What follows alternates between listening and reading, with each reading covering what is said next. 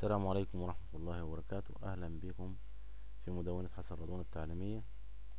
النهاردة إن شاء الله هنتناول الدرس 11 من دروس الوورد، وفيه هنتعلم إزاي نقوم بالتعديلات على المستند. من الطبيعي أنه أي تعديل داخل مستند الوورد لابد من تحديد الأجزاء التي يتم تحديدها لكي يتم التعديل عليها، ولذلك سوف نتناول الطرق المختلفة للتحديد أو اختيار هذه الكتابات. فالاختيار كامل المستند يمكن أن نختار كامل المستند عن طريق كنترول وإيه من لوحة المفاتيح، أو عن طريق تحرير واختيار تحديد الكل. ويمكن أيضا اختيار الكتابات عن طريق وضع المؤشر والسحب مع الضغط ليتم تحديد الكتابات المختارة، وضع المؤشر والسحب مع الضغط على الزر الأيسر للماوس. كما يمكن أيضا اختيار كلمة بالضغط المزدوج عليها كما نلاحظ. كما يمكن أيضا اختيار الكتابات عن طريق وضع المؤشر والضغط على مفتاح شيفت من لوحة المفاتيح، والاختيار عن طريق الأسهم من لوحة المفاتيح أيضا. فبالضغط على السهم يمين يختار، والضغط على مفتاح شيفت يتم اختيار حرف واحد إلى يمين المؤشر كما نلاحظ، والضغط مرة أخرى يتم اختيار الحرف الذي يليه، وهكذا يتم الاختيار بالحرف الواحد من على لوحة المفاتيح بالأسهم.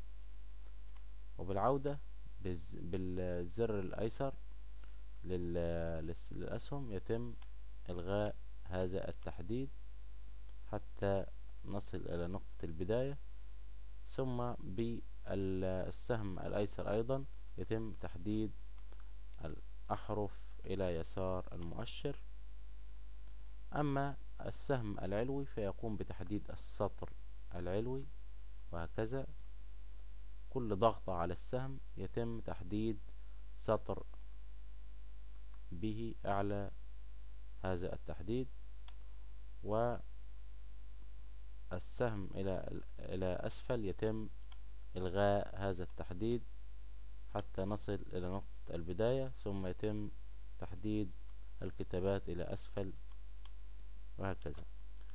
ولكن إذا أردنا أن نحدد كلمات متجاورة وليست أحرف، نقوم بالضغط أيضا على مفتاح شيفت ومعه كنترول والضغط على الأسهم ليتم تحديد كامل الكلمة وليس الأحرف. كما نلاحظ يتم اختيار كلمات متجاورة وليست أحرف. كما يمكن أيضا أن نقوم بالتحديد عن طريق تحريك المؤشر إلى يمين أو يسار المستند، لنجد أنه يتغير شكله إلى سهم أبيض، حيث يقوم بضغطة واحدة يتم تحديد السطر بأكمله كما نلاحظ.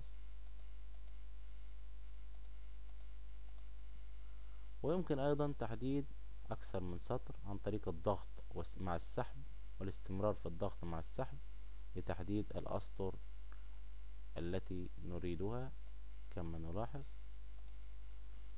وأيضا يمكن تحديد مجموعة من الكلمات المتباعدة عن طريق تحديد هذه الكلمات ثم الضغط على مفتاح كنترول من لوحة المفاتيح وتحديد كلمات أخرى كما نلاحظ، تحديد كلمات، مجموعة من الكلمات المتباعدة.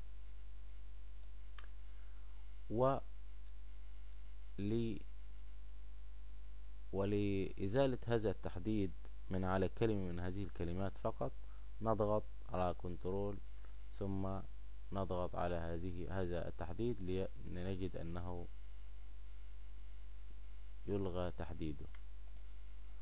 ويمكن أيضا اختيار كلمات أو مجموعة من الكلمات المتجاورة عن طريق وضع المؤشر في بداية هذه الكلمات، والضغط على مفتاح شيفت من لوحة المفاتيح، والضغط على آخر هذه الكلمات التي نريد تحديدها، لنجد أن البرنامج يقوم بتحديدها جميعا عن طريق مفتاح شيفت والضغط في نهاية الكلمات التي نريد تحديدها.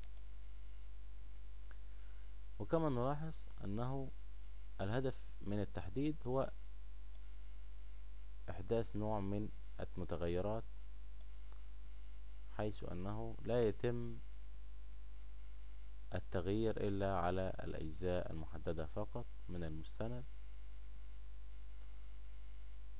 تغيير حجم الخط ولون الخط ونوع الخط أيضا، اختار مثلا الخط الأندلسي، ونختار أسود عريض، ونختار ايتاليك مائل. نلاحظ أن التغييرات التي أحدثناها تمت على الجزء المحدد فقط، وبذلك نكون قد ذكرنا الطرق المختلفة للتحديد داخل مستند الوورد، وذلك لسهولة العمل داخل المستند وسرعة إنجاز المهام المراد إنجازها. وشكرا، والسلام عليكم ورحمة الله وبركاته.